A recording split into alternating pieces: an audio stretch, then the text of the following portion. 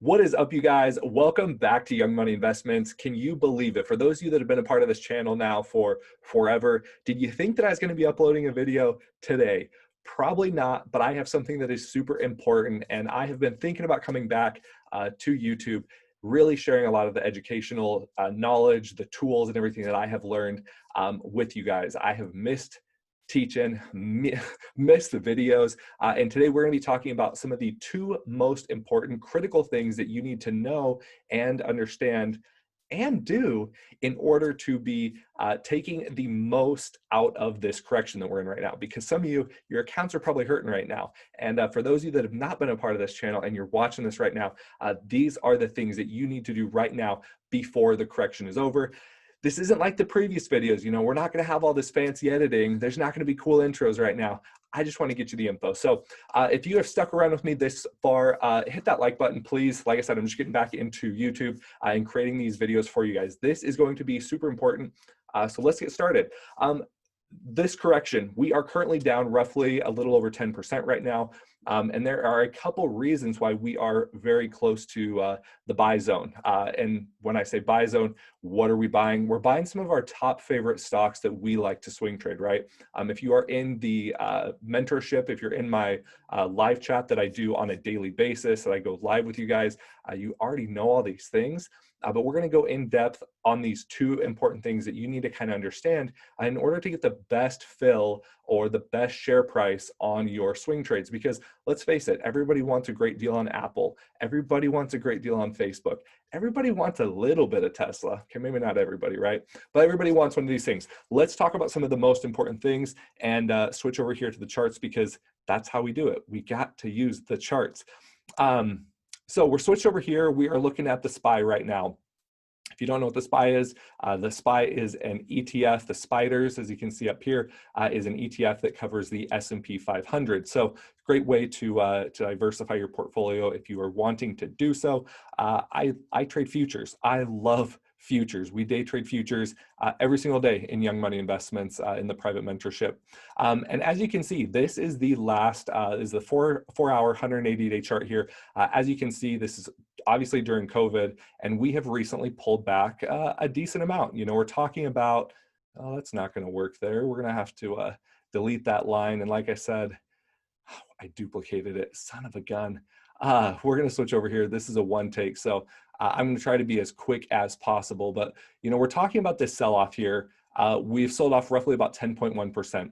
The average correction, you need to be down 10% in order to be in correction territory. So we have officially reached this correction territory. I'm really going to try and remove this because we don't want these on here. We don't want these little price levels because they just don't look, right. I don't know. We'll leave that one for now, right, you guys? No, we're not. We got to remove it. Here we go. Remove drawing. 10.1% down. What is the average correction that we normally see? Well, since COVID had hit back this spring, you know, we've had obviously quite a large pullback right here, but we've had a bounce, and even during this bounce, we've had some pullbacks, guys. Right here, we're talking about a pullback of about 7%. We could even go back here. We can talk about this little pullback right here. And this was approximately another 7 to 8%, right? I'd say most of these pullbacks that we've seen throughout here were 7 to 8%. Now, what was this pullback as we get closer to COVID? How large was this one? Again, 7%. Nothing crazy, but let's count these pullbacks here during COVID. Now, COVID was obviously a major pullback. And one of the things you need to see here is obviously this was roughly about 35% of a pullback, but that is not the pullback that you need to be concerned with. And why is that? Well, because within this pullback right here, there are mini pullbacks, micro pullbacks, if you will have it, right? Now, this pullback that we have been going through currently has been going for a while, right? We've been pulling back for about a month now, and we're getting to that point where it should start to bounce. Now, why? Why should it start to bounce at this point? Well, again, we got to go back to what the average correction cycle is. Here is one of the very last ones. This pullback was basically a 10.9 or 11% of a slide before the bounce happened. If we count this from the bottom to the top, again, you're looking at another 10.62%. So again, about 10.5%. And if we take this one's going to be a little bit larger here, obviously, as you can visually see, right? That's about, let's go from, there we go, about 12%. And then, we can continue to look, at all of these. This one's going to be a little bit larger as well. It was towards the top. This is, again, roughly 12.5%. So we have some of these pullbacks here. Again, 12, 13%, but a lot of these down here, we're getting to that about 12% range. So the average pullback during COVID-19 was probably somewhere between 12 to 14%. These pullbacks since have been roughly about 7.5 to 8.5%. And again, the average, if you were to average most of these pullbacks out during the course of 2020, the average pullback would be probably somewhere in the ballpark of right around 10%. 10% again is the standard, and what everyone in the stock market usually says that's correction territory. So we are currently in that correction territory, but you want to know, how am I getting the exact right timing on this? Well, there's multiple ways that you can do it. One of the things you can do is you can do a Fibonacci retracement. You can use standard deviations. You can use key price levels. And I'm very big on volume, price action. Those are very important. But one of the big things in looking at Fibonacci retracements, and if you start to look at some of these standard deviations and things like that, you actually start to see that right here at about 319 to $320 is going to be roughly that buy range. I would go so far as to say 318 to 321 is really where we are entering that perfect and primed zone where we want to be taking our swing trades. Now, again, what is 19 plus 21 divided by 2? That average would be 19. That's where I get that $319 as kind of that good point. Now, I've also labeled this as a key support level. Now, again, key support. Okay, why is this key support, Cameron? Well, as you can see, this acted as support right here. This acted as resistance previously, right through here.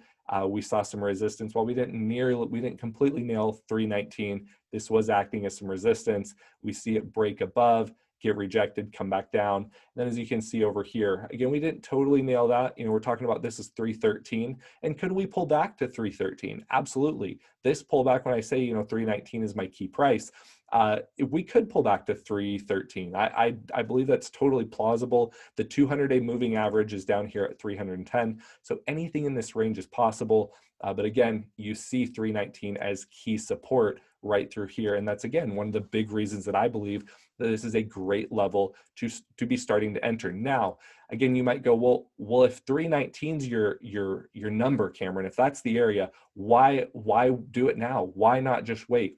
Well, the reason is you don't want to miss out on the bounce play. You don't want to see a stock, for example, after this pullback, we sold off, we pushed up, we pulled back again. A lot of people in this range were probably thinking we were going to push down to support at 297.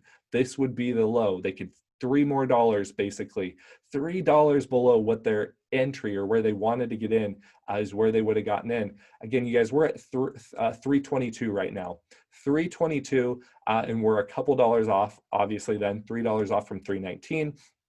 But we're in that zone. Again, if you were to do a percentage, if you're looking at percentage wise, we're looking at 1%, less than 1%, basically to 319. If you get to 318, we're 1.2%. And again, that's the range that we're down, or we're from that key level, and we're currently basically 10.3% down on the overall market. So you have to ask yourself, risk to reward, what is going to be worth it?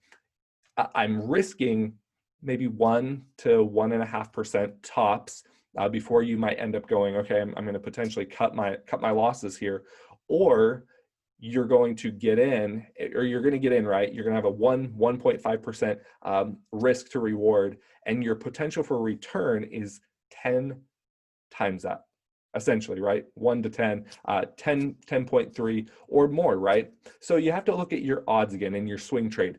What is the probabilities? And that's where, again, you can average in. And I always tell everyone, don't take too large of a position. We're going to look at this really quickly. You never want to completely size in, especially on a downswing, right? Before the confirmation or before the reversal. Now, if you're waiting for the reversal, you're going to want to wait and get in probably somewhere on a break above 326, 327.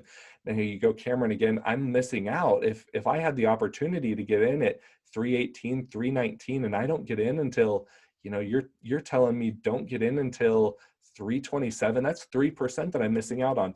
Again, that is one of the second options that you have, and the risk that you have to be willing to take in order to obviously make the trade work. So you can always wait for the reversal, miss out on a potential roughly 3%, and then ride it up. But depending on how your stocks that you're looking to swing trade fare, they could bounce even more. And that's usually going to be the case. They're probably beat down more because the NASDAQ, because tech in general has been beaten up.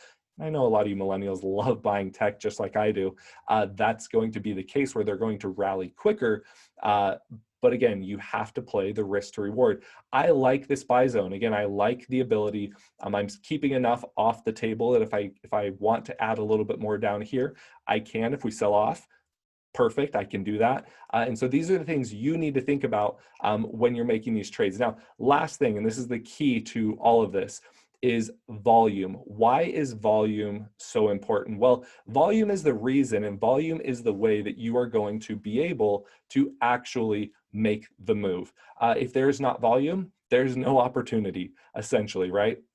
So if we're to look when the sell-off started here, each of these are 4-hour candles. And as you can see, we were having quite a large amount of selling volume. Same thing back here, same thing back when we had another pullback.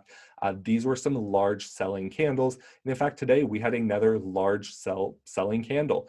We had several previously before we had a bounce. We are more likely than not going to experience a bounce fairly quick. Within the next week, obviously. That is the plan. If we're going to sell off, we're going to pull down and then we're going to bounce up.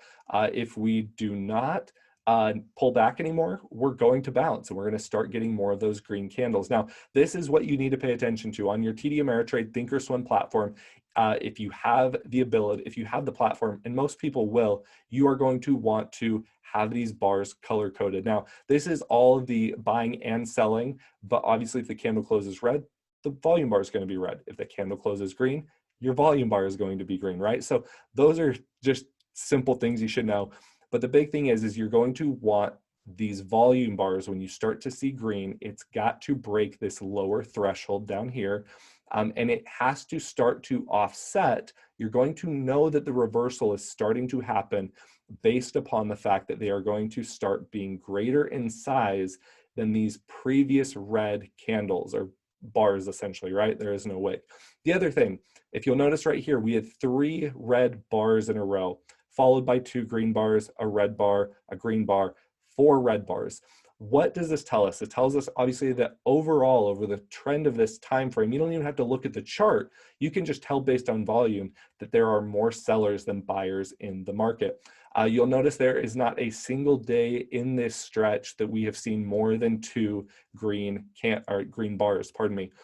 What that means is we need to see a trend or a continuation of a full green day. Each bar is 4 hours. So 8 hours is going to be 1 full trading day, plus at least half of another trading day before we potentially get a red bar. You want to see the tide change. You want to see it where we're at least getting 3. It's different than this trend here. If you get 4 green bars in a row, that's 2 solid green days, and we're pushing up with more volume than we are seeing right here. The threshold, it's breaking through, and we're higher. That is going to be a really good sign, and that's going to be a sign that you are most likely going to be seeing this trend start to reverse. So that is everything, you guys. That is simply put everything that you need to know in order to make the most out of this correction. This is going to help you a ton. And it's not only going to help you just in buying a correction, it's going to help you when you're picking stocks that you might want to swing that have been beaten down as you are looking for the reversal. Look for these things. It is going to help you out tremendously, being able to base things on past performance of these charts and using those averages to average in and make money in the stock market. Again, if you found this video helpful, smash that thumbs up. So glad to be back on YouTube. Please subscribe if you're not a member already. And if you would like to be in my private mentorship, be a part of my one-on-one community where I get to help you on a daily basis. The link is down below. That is where I go off. That's where I go off. That's where you get to be a part of all the trades that I'm taking, and get a lot of the help that so many new traders need in order to be successful long-term in the stock market. One thing that you cannot just teach on YouTube is risk management, and that is something that we cover tremendously. And I enjoy getting to teach a lot of these things. So I appreciate you watching, sticking through, and I will catch you in the next video. Take care, you guys. Bye.